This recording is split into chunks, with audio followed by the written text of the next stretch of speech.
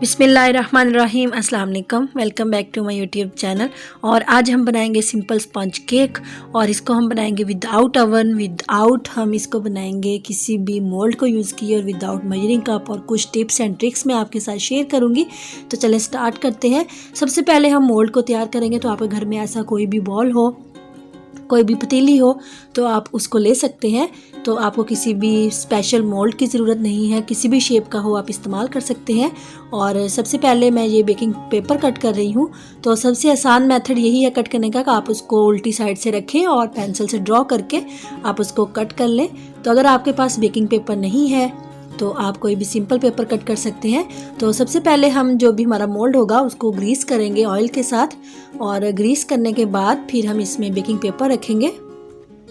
तो अगर आपके पास बेकिंग पेपर नहीं है आप सिंपल पेपर कट करके रख लें। और पेपर भी नहीं रखना चाहते तो आप इसमें मैदा डस्ट कर लें। तो उससे भी आपका जो मोल्ड है वो बिल्कुल तैयार हो जाएगा। तो ग्रीस करना बहुत इंपॉर्टेंट है, इससे हमारा केक बेक होने के बाद आसानी से हम उसको निकाल सकते हैं। तो इसको दोबारा से मैंने हल्का सा ब्रश कर दिया है। तो अब हम चलेंगे सेकंड स्टेप की तरफ। तो जहाँ मैंने एक बोल लिया है और इसमें हम डालेंगे 4 अंडे। और अंडे मैंने लिए हैं रूम टेम्परेचर पे। तो आपने इस बात को जहन में रखना है कि आप जब भी केक बनाएं तो उसमें जो भी आप इंग्रेडिएंट्स यूज़ कर रहे हैं वो हमेशा रूम टेम्परेचर पे होने चाहिए। तो अभी मैं इलेक्ट्रिक बीटर का इस्तेमाल कर रही हूँ। तो इससे हम अंडों को तकरीबन 2 मिनट के लिए बीट करेंगे। तो देखें पहले मैंने इसको स्लो स्पीड पे बीट किया है, बिल्कुल स्लो स्पीड पे मैं इसको बीट कर रही हूँ। 2 मिनट के लिए हम इसको ऐसे ही बीट करेंगे। तो देखें इसमें फ्लफीनेस आ गई है। तो अभी हम बीटर को स्टॉप करते हैं। और यहाँ पे मैंने लिया है हम नॉर्मल जो घर में प्याली यूज़ करते हैं वही एक प्याली मैंने ली हुई है पीसी हुई चीनी। नॉर्मल हम जो चीनी घर में इस्तेमाल करते हैं उसी को मैंने ग्राइंडर में डाल के उसको ग्राइंड कर लिया और फिर उसको छान लिया है।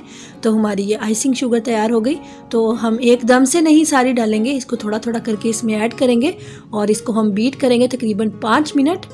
और लो टू मीडियम स्पीड पे हम इसको बीट कर रहे हैं और आहिस्ता आहिस्ता स्पीड को इंक्रीज़ करते जाएंगे।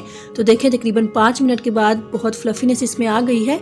आपके पास इलेक्ट्रिक बीटर नहीं है तो आप सिंपल हैंड विस्क का यूज़ भी कर सकते हैं, लेकिन उसमें आपको थोड़ा सा टाइम ज़्यादा लगेगा, लेकिन उससे भी आपका केक जो है परफेक्ट बनेगा। आपको मेरे चैनल पे वो भी रेसिपीज़ मिल जाएंगी।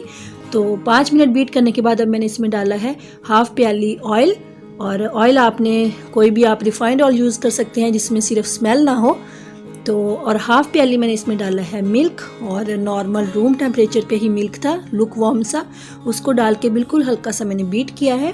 और अब हम एक छलनी लेंगे और छलनी के अंदर हम डालेंगे यहाँ पे 1.5 प्याली मैदा। तो 1 प्याली डाल दी है, आधी प्याली और डालेंगे। तो 1.5 प्याली मैदा डाला है। 1 टेबल स्पून लेवल्ड, देख लें ऐसे हमने इसमें बेकिंग पाउडर डालना है। तो किसी भी चीज़ की ज़्यादती जो है वो भी हमारे केक को ख़राब कर सकती है। तो आपने बेकिंग पाउडर इतना ही डालना है। और हमेशा मैदा जो है इसको आप छान के यूज़ करें क्योंकि इसमें थोड़ी सी एयर आ जाती है, तो जिससे हमारा केक जो है बहुत अच्छे से राइज़ होता है। आप चाहें तो मैदे में वैसे भी बेकिंग पाउडर डाल के उसको छान सकते हैं और फिर थोड़ा थोड़ा करके आप बैटर में डाल के उसको मिक्स कर सकते हैं। जैसे आपको इजी लगे आप वैसे इसको कर सकते हैं। तो सारा मैदा हमने छान लिया है और अब हम एक स्पैचुला लेंगे और इसकी मदद से हम इसको कट एंड फोल्ड मेथड से बिल्कुल हल्के हाथ से हम इसको मिक्स करेंगे। तो यहाँ पे मैंने कोई भी वीडियो एडिटिंग नहीं की है, तो इसको हम हल्के हाथ से ऐसे मिक्स कर लेंगे। तो बिल्कुल हल्का सा हम इसमें सिर्फ हाफ मिनट के लिए इसमें चलाएंगे इलेक्ट्रिक बीटर। तो हमने इतना सा बीट करना है कि बस इसमें कोई लम्स वगैरह ना बने, ओवर बीट नहीं करना, नहीं तो आपका बैटर जो है ये बैठ जाएगा और आपका केक जो है बिल्कुल भी राइस नहीं होगा। तो आप बैटर की कंसिस्टेंसी देख सकते हैं, हमें इतना ही इसकी कंसिस्टेंसी रखनी है और इससे ना ही ज़्यादा गाढ़ा हो और ना ही ज़्यादा पतला हो। इससे हमारा केक बहुत अच्छी तरह से राइज होगा और बहुत फ्लफ़ी बनेगा। तो ग्रीस किए हुए मोल्ड में हम बैटर को डाल देते हैं। अच्छी तरह से आप बोल को क्लीन कर लें ताकि कोई भी मिक्सचर जो है वो ज़ाया ना हो। तो यहाँ पे मैंने सारा बैटर जो है इसमें डाल दिया है और अब हम हाथ की मदद से इसको हल्का सा टैप करेंगे, ये जो बबल्स हैं ये निकल जाए और एयर जितनी भी हो वो सारी निकल जाए, हमारा केक बहुत अच्छी तरह से राइज़ होगा। तो यहाँ पे मैंने पतीले को 10 मिनट के लिए लो टू मीडियम फ्लेम पे प्री हीट किया है। एक स्टैंड रखे, अगर आपके पास स्टैंड नहीं है तो आप कोई भी स्टील की प्याली जो है उसको भी उल्टा करके रख सकते हैं। कोई नमक आपको डालने की ज़रूरत नहीं है, एज़ इट इज़ आप मोल्ड को रख दें और इसको दोबारा कवर कर दें और बिल्कुल लो फ्लेम पे हम इसको पकाएंगे तकरीबन 40 to 45 मिनट के लिए, डिपेंड करता है आपकी फ्लेम पे। तो 5-4-7 मिनट आप खोल के देख लें, तकरीबन हाफ आवर के बाद, उससे पहले आप नहीं खोलिएगा। उसके बाद आप चेक कर लें कि आपका केक बेक हो चुका है कि नहीं। तो मैंने इसको देखा है तकरीबन 45 मिनट्स के बाद, तो हमारा केक बिल्कुल परफेक्टली डन हो चुका है।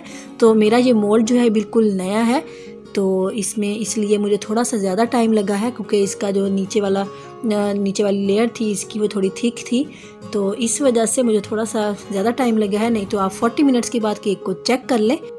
तो केक अभी बहुत ज़्यादा गर्म है, तो इसको हम थोड़ा ठंडा होने देंगे। ठंडा होने के बाद हम इसको डीमोल्ड करेंगे, क्योंकि अगर हम गर्म केक को डीमोल्ड करेंगे तो ये टूट जाएगा। तो इसलिए हम इसे ठंडा होने देंगे, थोड़ा रूम टेम्परेचर पे आ जाए तो उसके बाद हम इसको डीमोल्ड कर लेंगे। तो यहाँ पे हमारा केक तकरीबन ठंडा हो चुका है। तो एक छुरी की मदद से आप इसकी साइड्स को ऐसे हल्का सा हटा लें, तो बहुत आसानी से हमारा केक जो है वो हम इसको निकाल लेंगे। तो यहाँ पे मैंने इसको हटा लिया है छुरी की मदद से साइड से, और अब हम एक प्लेट को इसके ऊपर उल्टा रखेंगे और इसको पलट लेंगे। तो देखें माशाल्लाह कितना ज़बरदस्त हमारा केक बिल्कुल तैयार है और बिल्कुल भी जला नहीं है।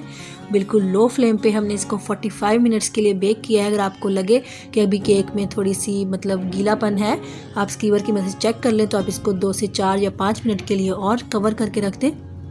लेकिन हाफ आवर से पहले आप केक को कभी भी चेक नहीं करिएगा, क्योंकि इसके अंदर एक टेम्परेचर बना होता है। अगर आप चेक कर लेंगे तो वो टेम्परेचर निकल जाएगा और आपका केक वो नीचे बैठ जाएगा। तो यहाँ पे देखें कितना फ्लफ़ी है हमारा केक और बहुत ज़बरदस्त जो है वो इसका टेक्सचर है। तो अब ये मैं इसको कट करके दिखाती हूँ। हमारा केक अंदर से भी कितना ज़बरदस्त और स्पॉन्जी बना है और बहुत ही सॉफ्ट है। तो केक को हमने कट कर लिया है। तो माशाल्लाह देखें हमारा केक बहुत ही ज़बरदस्त तैयार हुआ है। ये देखें बहुत ही फ्लफ़ी और बहुत ही सॉफ्ट है। आप इसको टी के साथ सर्व करें, आप वैसे खाएं, बच्चों को लंच बॉक्स में दें, बहुत शौक़ से खाते हैं। तो आप इस रेसिपी को ज़रूर ट्राई करिएगा एक दफ़ा और मुझे कमेंट बॉक्स में लाजमी बताइएगा आपको मेरी रेसिपी कैसी लगी। तो वीडियो अच्छी लगी है तो वीडियो को लाइक कीजिएगा, शेयर कीजिएगा अपने फ्रेंड्स और फैमिली के साथ। और अगर चैनल पर नए हैं या आपने मेरा चैनल अभी तक सब्सक्राइब नहीं किया तो मेरे चैनल को सब्सक्राइब कर दीजिएगा। तो मिलेंगे एक बहुत ही मज़ेदार और नई रेसिपी के साथ। तो अपना बहुत सारा ख्याल रखिएगा, दुआओं में याद रखिएगा। अल्लाह हाफिज़।